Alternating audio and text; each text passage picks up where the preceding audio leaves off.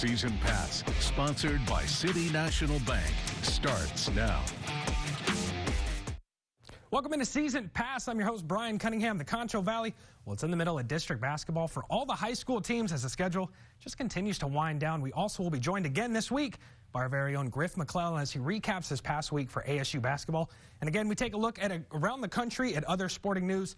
But first up is Central. The Lady Cats in their 4th and 5th district game this past week, starting at home this past Tuesday amidst all the other district games. The Lady Cats up first in this district game to tip things off in this one, hosting Odessa. In this close game for the ladies' 3rd district game, a full court press scheme was tough to manage for Central. Odessa would get the first 2 points. Central followed with a 3-ball before giving up a 7-0 run. Final score was 24-21 as the ladies dropped that game at home.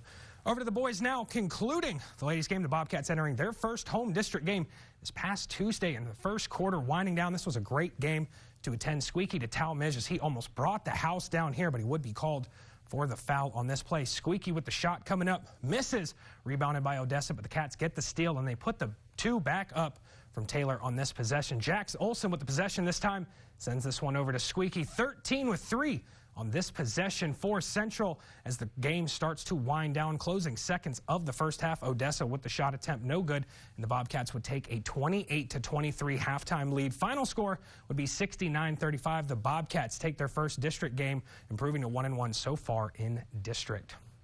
Over to the north side now, Lakeview girls hosting Snyder, 0-2 in district, ready to turn things around, picking things up beginning second quarter.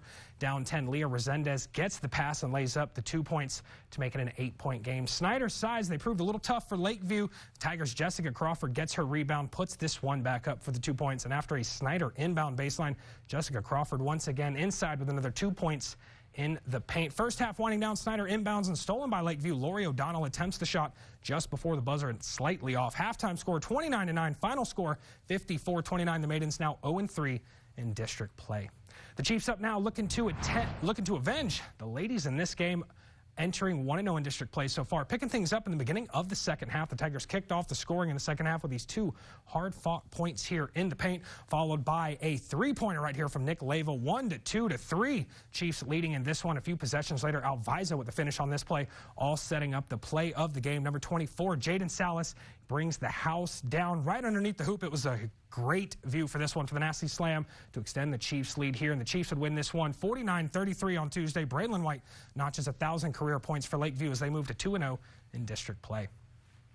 Our final stop for Tuesday's games over in Christoval for a Concho Valley matchup between El Dorado and the Cougars. Lady Cougars entering this game 6-0 and kept the momentum rolling in this one. A massive 62-20 victory, moving to 7-0, a perfect district record so far. The Lady Eagles 1-6. And concluding the ladies' game, the undefeated Cougars also hosted the Eagles 5-0 versus 1-4, a close game till the very end.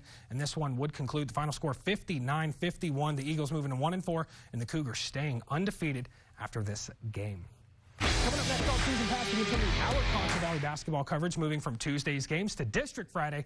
Don't go anywhere. Season Pass will be right back.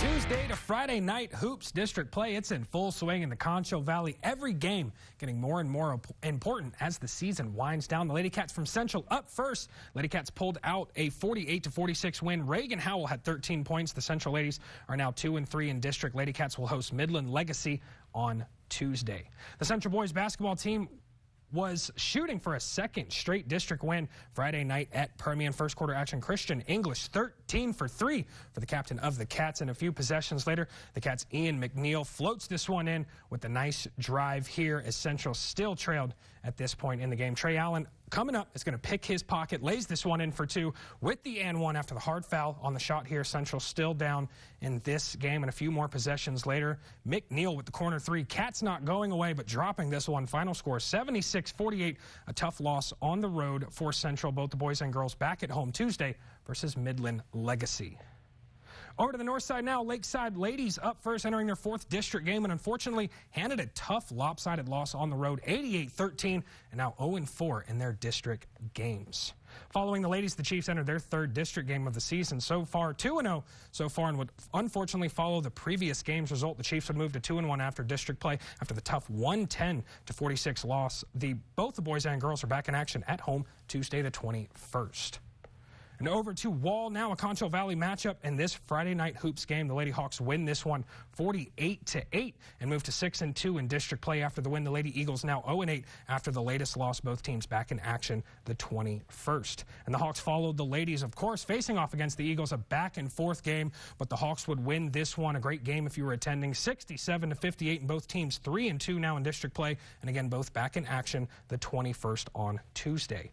Over to Brady now, our final stop before the break. Saw Brady traveling to Comfort. The ladies up first, winning their contest 37-30 in this close game, moving to 3-2 in district play. And the boys, well, they followed the ladies and they couldn't complete the sweep, unfortunately, in this one. Now tied in district with Comfort after the 80-63 loss, moving to 2-1 in district play. Both the boys and girls back in action on the road in Llano on Tuesday the 21st.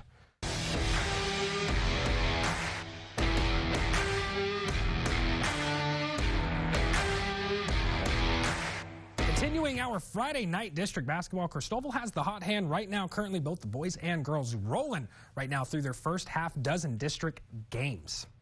The Cristobal Lady winners of 17 of their last 19 games, perfect 7-0 in district, taking on Forsan Friday night on the road. A 20-point win for the ladies to keep things perfect over in Cristobal. The boys followed the ladies and unfortunately could not keep the streak going. A 61-46 loss at the hands of the Cougars. The first blemish of the schedule for them. Now 5-1, both the boys and girls back in action Tuesday at home versus a fellow Concho Valley opponent, Ozona. Over to Sonora now, a Concho Valley matchup between El Dorado and the traveling Sonora Broncos. The ladies up first. This game going in favor of the Lady Broncos, 46-24 for the final score. The Lady Broncos now 4-3 and Lady Eagles 1-7 in district play.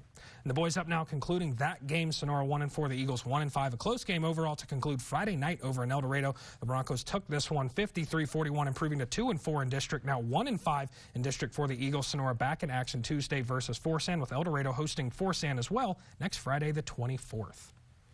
Sending things over to Miles now as they were on the road in Bangs Friday night. The ladies up first, improving to 7-1 in district play after the 54-23 win, first in their district ahead of Roscoe and Ballinger. And for the fellas, a big win as well, 69-37, 5-1 now in district play and second in their district behind Roscoe, who they did lose to earlier this year. Both the boys and girls of Miles back in action the 21st at home.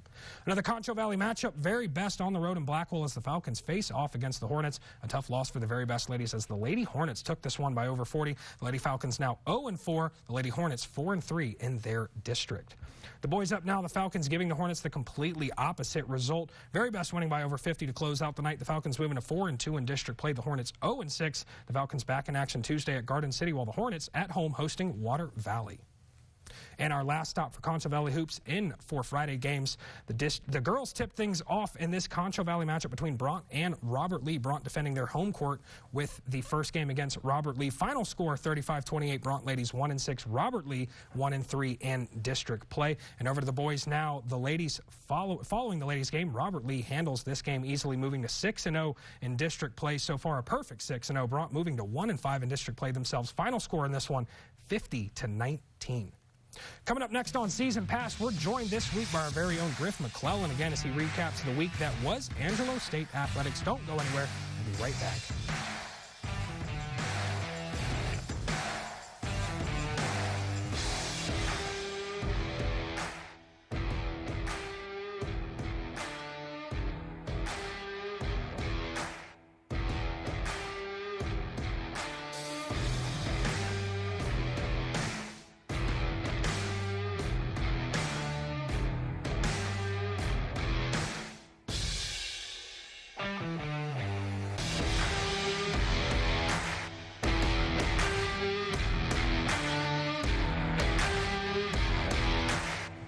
Welcome back to Season Pass, everyone. I'm Griff McClellan. Now time to dive into our weekly Angelo State sports segment, where Rams and Rambells basketball concluded their 4-game homestand recently. Now, no team entered the week hotter in the Lone Star Conference than the Angelo State Rambells, who searched for their 11th straight win this past Thursday. Angelo State prepared for Game 3 of its 4-game homestand, welcoming the Midwestern State Mustangs to town. Now, the Rambells enter the week 8-1 in conference play, hosting a 4-5 Mustangs squad that previously came off back-to-back wins. ASU's Kenai Williams had a double-double in the team's previous outing versus Eastern New Mexico. And in that game, ASU trailed by 16 early, ultimately climbing all the way back on Route 2. Of course, we all know Maddie Stevens' game-winning layup, at the buzzer. Head coach Alicia Ellis discussed Stevens' leadership and breaking down that game-winning play. I think she had it going at that time. And, you know, a leader like that on your team, she's been in those moments with us. She's comfortable with those moments. And we had full trust in that she was going to make that play and take it. You know, it takes a lot of courage to make that play at the end of the game. And we did know that we had to get it in her hand. We tried to draw those post players out on the perimeter. She's got a quick first step. You know, that's one of Maddie's best things she does is take it off the dribble and finish at the rim, and that's the play we try to get to. Thursday, the Rebels looking to defend their home court once again, this time hosting Midwestern State. Final minute of the game will take you that far in the game. ASU in complete control right now. Up big as Addie Burns drives to the rim right there and lays it in off the backboard, making the score 80-59 in favor of ASU. Very next ASU possession, the Rebels not slowing down one bit as Burns finds Kenna Wood cutting along the baseline. 82-59 now, but the biggest story of the night belonged to Magic Esquivel, who recorded a career-high 31 points, shooting 5 for 9 from beyond the arc. ASU had a slow start, trailing by 5 midway through the second quarter, leading by only 2 at halftime. But the Rebels outscore the Mustangs 54-33 in the second half en route to the 23-point win. ASU wins its 11th straight and look to sweep the homestand when they return to the court on Saturday. That being said, now on to Saturday's game, Rebels and Coach Alicia Ellis in the huddle trying to keep the winning streak intact. But as they say, you can't win them all in sports. Loyola Christian started the fourth quarter on a 12-0 scoring run, including this mid-range jumper here from Macy Maddox. Rebels possession now. Maddie Lumsden on the wing drills the three with 6 minutes to go. Can ASU come back potentially? ASU on top. LCU now leads by 9. Next possession, Magic Esquivel drops inside, gives it to Kenai Williams underneath for the reverse layup.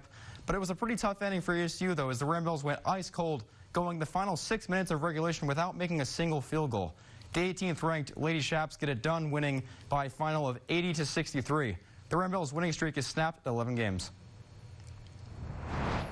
As for ASU men's Rams hoops, the Rams entered the week hungry on a mission to re-enter the win column after previously starting 4-0 at home. The Rams dropped their first 2 home games since the new year began, both of which were double-digit losses. ASU subsequently prepared for Midwestern State, a team that was previously 6-2 in conference play, coming in second place in the LSC standings West Division. Despite the Rams' recent struggles at that time, this was not unfamiliar territory for ASU, given that the team had been in a very similar situation just 1 year prior. Head coach Vinay Patel addressed the current locker room vibe and how his team planned to regroup heading into Thursday's matchup with MSU. You know, I told him after the game, last year at this time of year, we lost 4 straight conference games and then got out of it and won 9 out of 10. You know, we've lost back-to-back, and it feels like the end of the world sometimes. But we lost 4 straight last year, and I reminded our guys, especially our returners, and I said, we don't have to get to that to get out of this right now. And so, you know, I thought we left in a good place. Once we left the locker room, I thought we talked about some really good things after the game ended on what we needed to do to be better going into this week, and I'm anxious to see how we respond starting today in practice. That being said, ASU men's hoops taking the court Thursday. The Rams in search of their first home win of 2025. First half, a little over 15 minutes to go. Mustangs ahead by a touchdown, 14-7. Rams pick up a loose ball. Carville T-set driving inside the paint. Layup is no good. It's rebounded by ASU and fought hard for right here by Delahousse in the paint, finding T-set in the corner for 3. It's good. 14-10, Midwestern State still on top.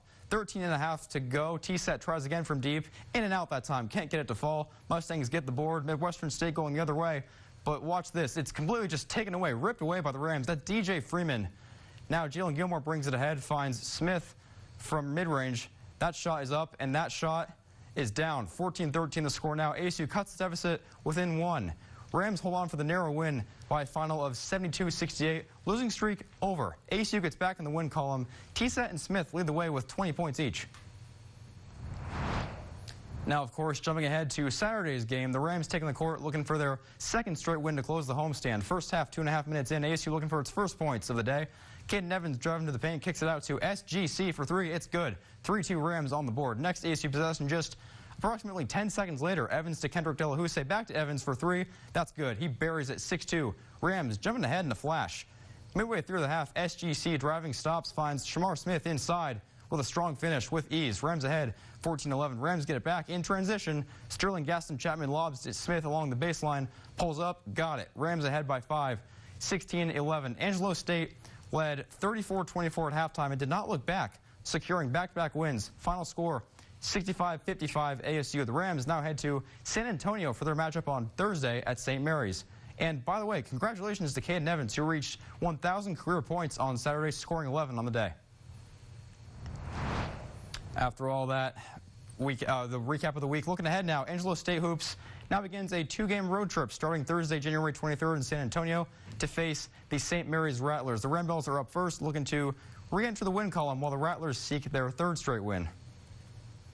And of course, following the conclusion of the ladies' game, the Rams take the court, also seeking their 3rd straight win, taking on a St. Mary's team that's won 6 in a row, currently standing at 6-0 in the LSC East Division and 9-1 in the conference. And now it's time for our Angelo State Players of the Week, starting with the Rambells. This honor this week goes to Maddie Lumsden. Despite Saturday's loss, Lumsden scored a team-high 22 points. In Thursday's win, she had 19 points, second most in the team, as well as 7 rebounds and 4 assists. And for the Rams, the honor goes to Shamar Smith, averaging over 18 points in 2 games this past week, had a team-high 9 rebounds Thursday as well as a block. And he's also pretty reliable at the free throw line, totaling 11 for 13 on the week, nearly 85%. Coming up next on Season Pass, we send it back over to Brian for a look ahead to the College Football Playoff National Championship game, as well as a recap of the Houston Texans playoff game in Kansas City. Don't go anywhere. Season Pass will be right back.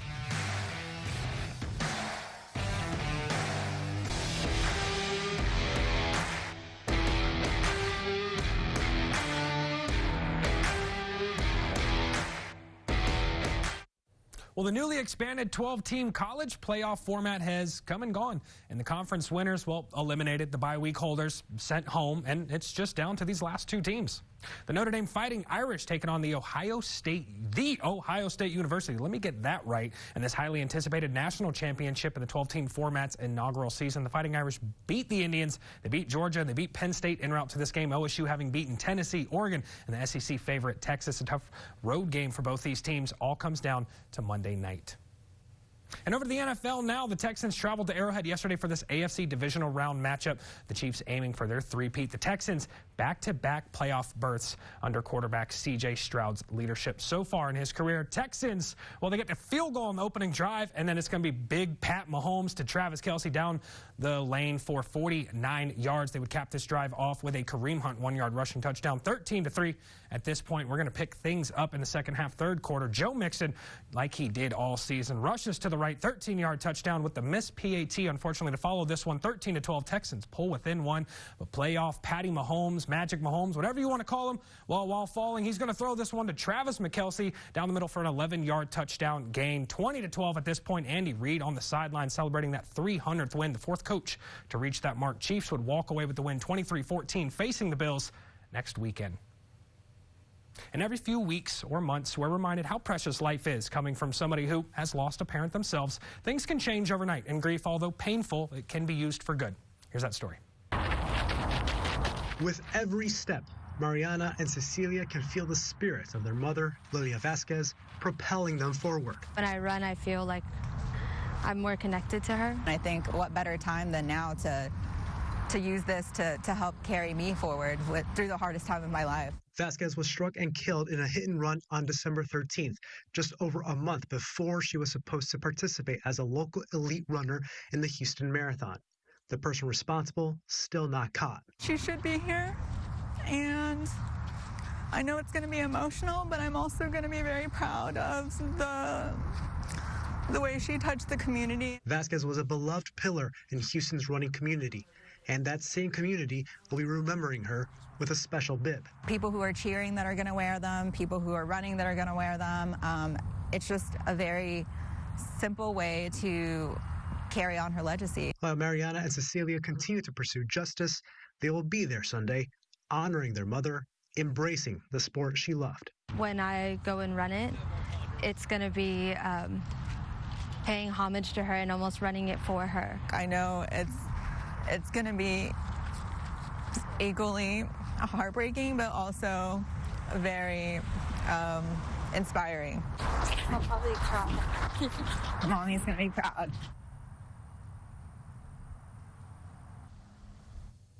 And that's going to wrap up this week of Season Pass, but I have a whole list of games that we're going to have to go over right now. We have Lakeview at home. We have Christoval against Ozona for a huge district matchup at home as well. We also have Central at home. We also have Miles at home. So if you're in the Concho Valley, go ahead and pick one of these games up, and you can always follow all of our content over at the Concho Valley homepage, and you can click on Locker Room or Season Pass to follow all of our content. Every Monday, I post all of the district basketball games going on for Tuesday, and every Friday, we try to recap everything going into Season Pass as well, as we recap all of this Concho Valley basketball with about, 3-4 weeks to go. Again, you can check out everything on the homepage, on the ConchoValleyHomepage.com. You can also follow us on Twitter at KLST Sports. Make sure you use that hashtag to stay in the conversation with Season Pass. And as always, thank you for hanging out. I'll see you guys again Tuesday, and we'll see you next week over here at Concho Pass, or at the Season Pass. I'm just excited for next week. Good night, Concho Valley.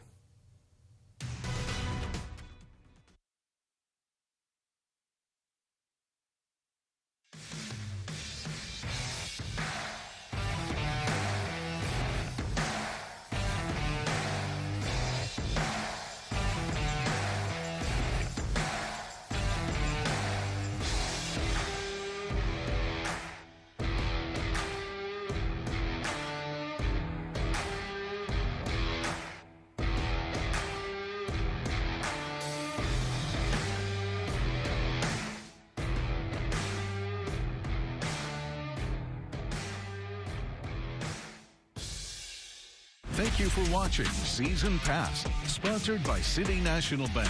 For more in-depth stories, scores, and highlights, head to ConchoValleyHomepage.com. Today's stories, visit ConchoValleyHomepage.com. Closed captioning for the hearing impaired is sponsored by the Law Office of Rick DeHoyas.